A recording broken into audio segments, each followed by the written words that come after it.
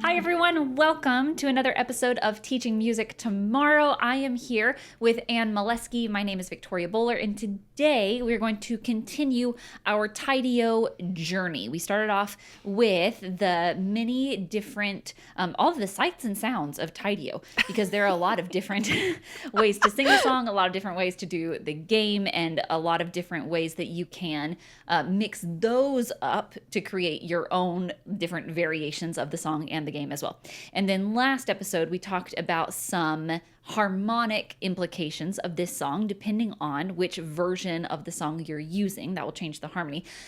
But today, I would imagine we will converge on the rhythm, because while the melody is quite different version to version, the rhythm, in my experience, is pretty similar, unless you're going to do the jinglin', jinglin', jinglin' Joe, which I think is a little bit less prominent. That's just, I don't know, I think that's an observation. Anne, anything else to say before we start our activities?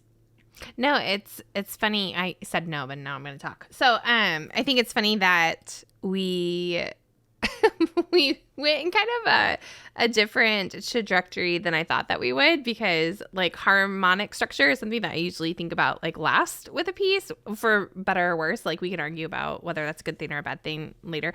But, oftentimes it's like easier to extract the rhythmic content, especially in this piece, right? And then go to the melodic and then maybe the harmonic. So it's just kind of funny that we're going back here and probably both going to focus on tikatika. So that's or you call it takadimi, so we can argue about that too. But anywho, no, not a whole lot to say. Should I dive in? Should I share? Take us away. I'm ready. All right. So we've already seen the song 80 million times, but this time, can you please just keep the jingle at the window, and let's just keep it all on your knees today, okay? Jingle at the window, keep going, here I go.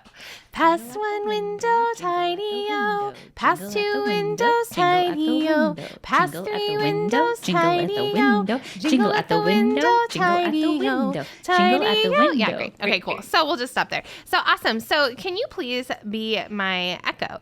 Jingle at the window, jingle at the window. Jingle at the window, jingle at the window. Ba-da-da-da-da-da, ba-da-da-da-da-da. Ba-da-da-da-da-da, ba-da-da-da-da-da. Ba-da-da-da-da-da-da-da. Ba-da-da-da-da-da-da-da. Da-da-da-da-da-da-da. Da-da-da-da-da-da-da. Ba-da-da-da-da-da-da-da. Yeah. And it's kind of a mouthful.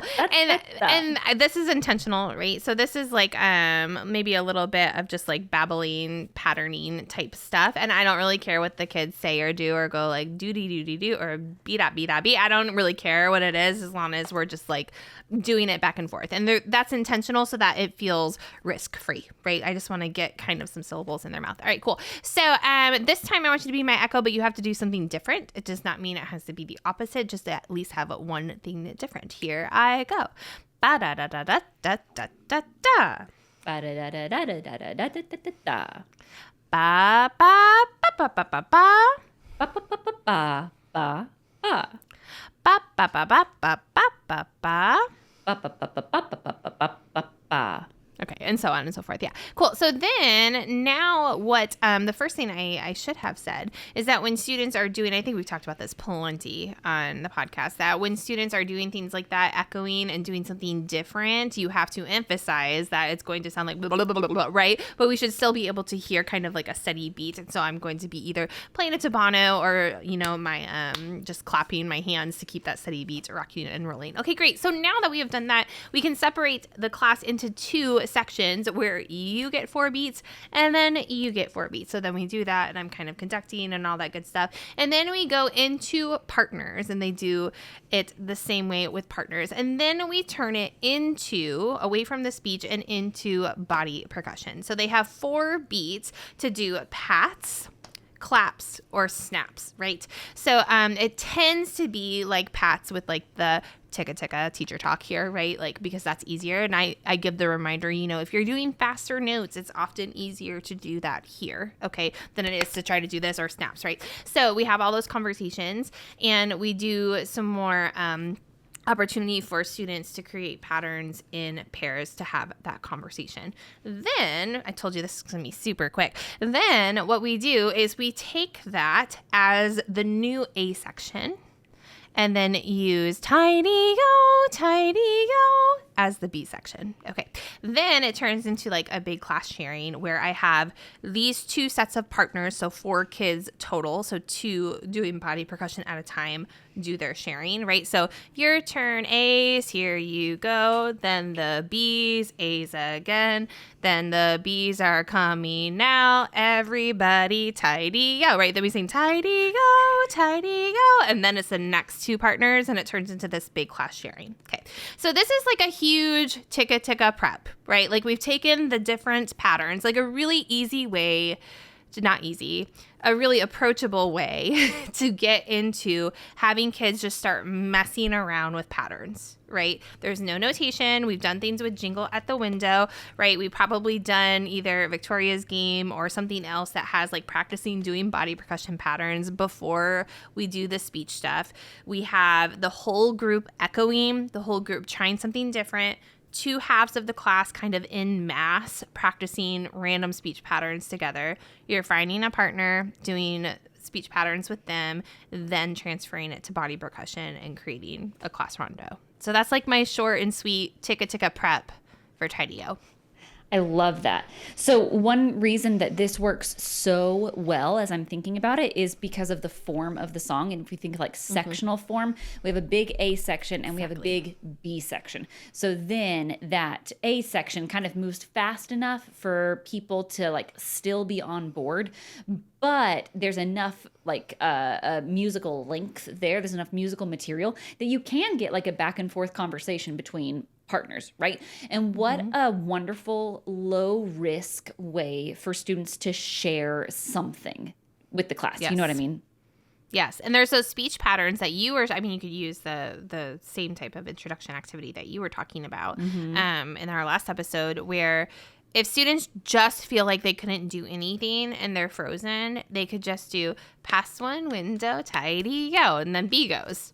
Right. Jingle at the window, Tideo. And you could do the same thing both times. If all else fails, you could say your pattern is jingle at the window. The end. You could take from one of these. It doesn't have to be completely made up on the spot. Right? So you're helping with that vocabulary building that way too. Yeah, so we start with the musical babbling, with the speech babbling here, and it's just back and forth. At some point, we do put it in our bodies to body percussion, and then we're doing like the class rondo thing. This is outside the scope of what you're sharing, but like, what's your pathway from right? What's your pathway from that to tika? How do you mean? Like just in terms of the actual syllables I'm using? Well, yes, and this is a really fun activity, but I can also imagine at some point someone goes ba-da-da, ba-da-ba, da-da-da-da, or ba-da-da-da, da-ba-ba-ba-ba, because it is open-ended, right? Which is perfect for how you're using it. But and like I said, this could be outside of what you want to talk about, which is totally fine.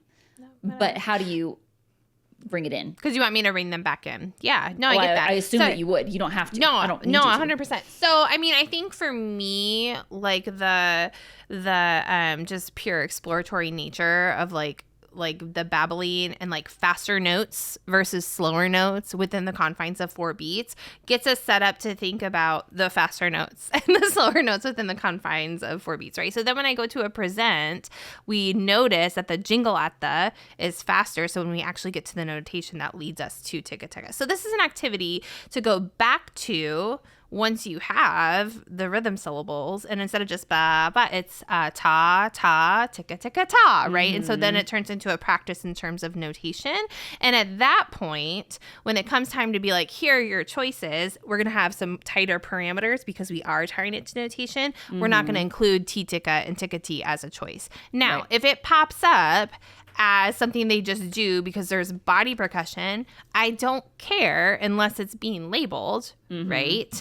I don't care as long as they're within those 4 beats and they're having a musical conversation. Yeah. So when it comes time to be tied to notation, I don't necessarily foresee that as a problem. And maybe the question is just like, oh, wow, those are some fast sounds, but it wasn't one of these. Could you maybe pick one of these for this day's activity? Right? Does that answer your question? I don't know. Oh, if yeah, I kind of skirted around totally. it Yeah. or So not. we Okay. start, no, that's perfect. Cool. So like we start open-ended on purpose, Yes. right? Because the idea is like we need to get it into our system, into our bodies. And then eventually when there's conscious knowledge, then we'll use that conscious knowledge. But up until that point, it kind of doesn't matter what they do. They'll end up doing a tikatika rhythm because they know the song. And it's like the oral context is there. Yeah, that's perfect. Okay, let's move from that to something that can be a second grade-ish thing, or this could also be a fourth grade-ish thing. And it depends on how fast you want to move through it and what other extensions you'll use. I mentioned in our first episode that a lot of Orphe people will hold off on 16th notes until fourth grade-ish because that's when students have it in their hands a little bit more articulately. They can articulate a little bit better. So that's an option here. I also mentioned in our last episode that the rhythms here, as far as subphrases, we really have three, and that's it. We have Tideo, we have skip one window, and we have jingle at the window. And it's just like that whole thing forever and ever. And then the last thing that we'll need in our like musical backpacks for this is the way that I do this variation of the dance, which is we're going to step on the word skip or pass. And then Tideo is a pat, clap, snap. Or if we're doing the game, pat, clap, partner clap. And then jingle at the window, we were patting our knees. So let's do all of that together. And if we can like go back to that first episode, we're going to try it with our right foot stamping on the word skip. Here we go. Skip one window, Tideo. Skip two windows, Tideo. Skip three windows, Tideo. Jingle at the window, Tideo. Tideo, Tideo. Jingle at the window, Tideo. Tideo, Tideo. Jingle at the window, Tideo. Okay, so I will do this just so that our body percussion won't be like all completely different. I could take out the words and like my body is still doing the song even if I'm not singing the song. So it would sound like...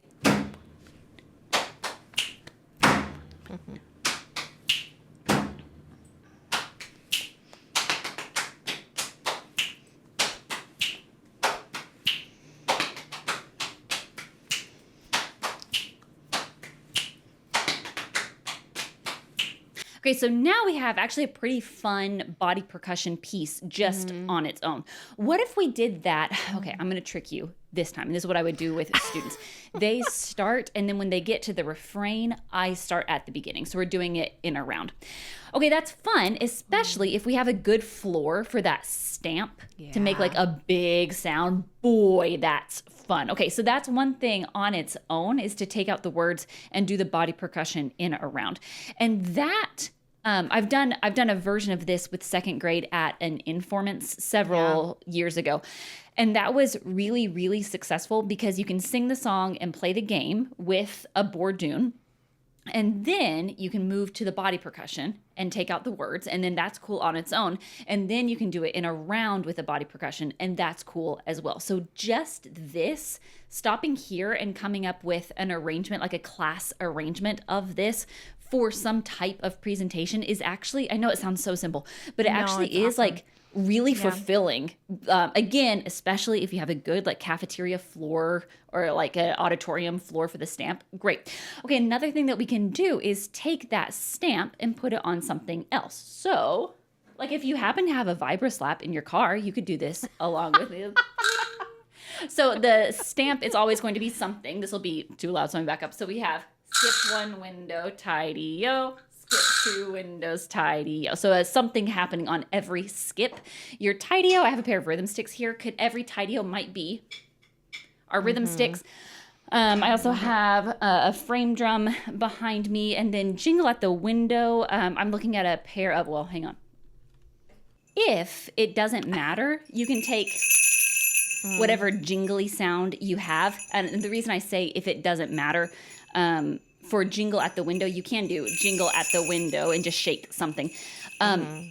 If this needs to tie into an articulated takadimi or tikatika, then that's a bad choice. But you could use that on skip one window instead. Okay, so the body percussion can transfer to any classroom instruments you have. Another reason that I like this and that I liked it at that school when I did this as part of the Informants is like, so often you walk into a new campus and you have this like collection of little percussion toys and you're like, what do I do with these little toys? You know, like I could pass them out to all of my preschoolers, but then what do I do with them? And this is one way of taking the body percussion and transferring it to unpitched percussion. So then that adds another layer to your arrangement that you can do with your bourdoon and your game and your body percussion and your round and now your unpitched percussion thing.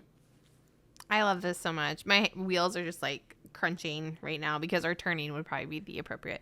Anywho, so because you talked about the body percussion piece on its own in unison. So right there, you have the song you can sing with the body percussion on its own. Then you have all those things you could do in canon. I don't think maybe we could talk about whether you could sing it in canon. I don't know. And then you also have all those things with the rhythm instruments, right? Mm-hmm. And then you add in my A-B conversations on some timpanos, and you have like a piece that will last like a ring cycle, right? Like it'll just go and go and go and go and go forever and never and never. So, yeah, I love this so much. So many possibilities, again, much like with the game, right? Mm-hmm. Yeah, and you can see it being simplified for second grade and kind of, you take longer at each step, which is what I did. Or you can see a kind of faster track version in fourth grade, if that's what you're doing there, or whatever grade. Like this is also one that's handy for older beginners. Tideo is handy for older beginners for this very reason. So that's a fun I love it. extension. Yeah, no, this is great. Awesome. So lots of things to think about with Tideo for these last 3 episodes. Lots of different directions, lots of different variants you can choose, we didn't even talk about Hido, which I can't believe we didn't even talk about Hido. So we probably could do another 3 episodes on Tideo, but we won't. So the next time we see you, we'll have a new song to kind of share some tried and true, maybe some fresh and new variants or games or lessons to help you teach tomorrow.